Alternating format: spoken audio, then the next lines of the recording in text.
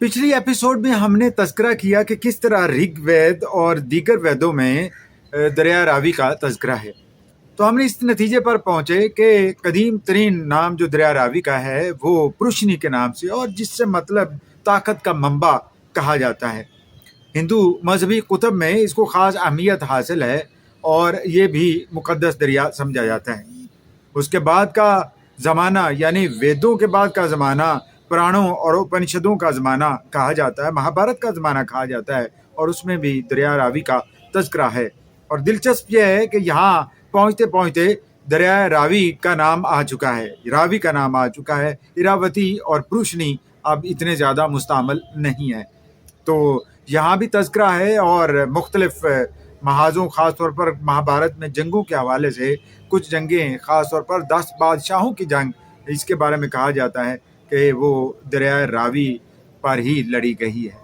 دلچسپ ہے نا، یہ کافی زیادہ دلچسپ ہے کہ کس طرح ہماچل پردیش، موجودہ ہماچل پردیش کے پہاڑوں سے نکل کر یہاں تک پہنچنے والا دریا جو کچھ 100 کلومیٹر تو پہاڑی علاقوں میں ہی رہتا ہے، اور اس کے فوراً بعد پنجاب کا میدانی علاقہ آ جاتا ہے، پٹھان کوٹ کے قریب کا، اور پھر اس کے بعد یہ پاکستانی پنجاب میں داخل ہو جاتا ہے.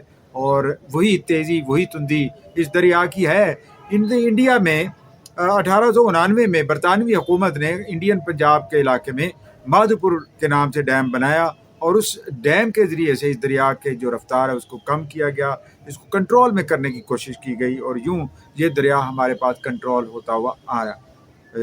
انڈس واٹر ٹریٹی کے بعد یعنی 1960 کے بعد سے دریا کے اوپر 85% حق ہندوستان کا ہو گیا. اور اس کے بعد یہ ہمارا جو اس میں آج کا موضوع بنا وہ یہی کہ دریا کا قدیم نام اور دریا کے ارد گرد ہونے والی قدیم کہانیاں. ننکانہ صاحب سکھوں کا انتہائی معتبر و متبرک مقام، جس جو بابا گرو نانک کی جائے بدائش بھی ہے، ان کا آبائی علاقہ بھی ہے، وہاں بالکل قریب ہی دریائے راوی بہتا تھا، اور اس وجہ سے سکھ ازم میں بھی اسے کافی متبرک دریا کی حیثیت حاصل ہے. مسلمانوں نے بھی اسے، اور مسلمانوں کے بھی لیے کافی اہم دریا ہے. خاص طور پر ہم جب کہتے ہیں کہ خواجہ خضر علیہ السلام پانیوں کے پیغمبر ہیں یا پانیوں کا اختیار ان کے پاس ہے، تو یہ کتنا دلچسپ ہے اور کتنی اہم ہے مسلمانوں کے نزدیک بھی، اور اسی لیے اس کے پانی کو متبرک خیال کیا جاتا. اس کے نہیں، سارے پانیوں کو متبرک خیال کیا جاتا. لیکن ہم یہ بھی دیکھتے ہیں کہ وقت کے ساتھ ساتھ اس دریا کے اوپر پل بھی باندھے گئے، اس دریا کو کنٹرول کرنے کی بھی کوشش کی گئی، اور اس دریا کے پانیوں کو استعمال کرنے کے لیے نہریں بھی نکالی گئی. مغل دور کی سب سے قدیم نہر ہسلی نہر جو امرتسر سے اوپر سے کہیں سے نکلتی تھی، جالندھر کے قریب سے شاید یا گرداسپور کے قریب سے، وہ نہر نہ صرف یہ کہ وہ یہاں لاہور شہر میں آتی، بلکہ بعد کے ادوار میں وہ جالندھر امرتسر کو بھی پانی دیا کرتی تھی. تو اس لیے یہ کتنی اہم بات ہے مسلمانوں کے لیے، ہندوؤں کے لیے، سکھوں کے لیے، یہاں کے باسیوں کے لیے، پنجاب کے رہنے والوں کے لیے اس دریا کی اہمیت کتنی زیادہ ہے. لیکن بعض قسمتی سے دریا جو ہے وہ جوہر کی صورت اختیار کر گیا. کیوں کر گیا اور اس کو کیسے بچایا جا سکتا ہے، اس کے اوپر ہم بات کریں گے تیسری قسط میں. لیکن یہ آپ ذہن نشین رکھیے کہ یہ دریا کو آج کا نہیں ہے، صدیوں سے، ہزاروں سالوں سے چلا آ رہا ہے، اور اس کی تاریخ جو پرانی ہندو کتب میں ہے وہ 3500 سال سے زیادہ کی ہے.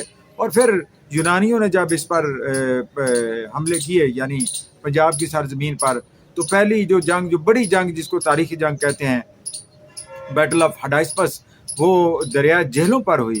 ہڈائسپس جہلم کا نام ہے، اور دریائے راوی کا نام اس وقت یونانیوں کے نزدیک ہائیڈروٹس یا ہائیڈریٹس تھا.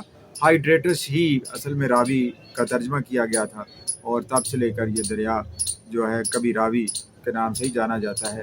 انگریزی میں بھی راوی ہے. ہائیڈریٹس ہو سکتا ہے یونانیوں کی قدیم کتب میں اب بھی مستعمل ہو اور وہاں سے اخذ کیا جا سکتا ہے. ہمارا نقطہ نظر اس دریا کی اہمیت، اس دریا کی طاقت، اس کی ہیبت، اور اس دریا کی اوپر ہونے والی فوک ٹیلز بھی ہیں، ایسی کہانیاں ضرب المثل جو اس دریا کے ساتھ وابستہ ہیں، اور کچھ دلچسپ کہانیاں جو لاہور اور دریا کے رشتے کو متعین کرتی ہیں وہ ہم اگلی قسط میں یعنی تیسری قسط میں بتائیں گے، اور اس کے بعد پھر پارٹیشن کے بعد دریا کا حوالہ اور اس کی خصوصیات بتائیں گے اور اس کے مختلف قصے کہانیاں۔ تو ہمارے ساتھ جڑے رہیے۔ مجھے یعنی رضا کھرل کو اجازت دیجیے، والسلام۔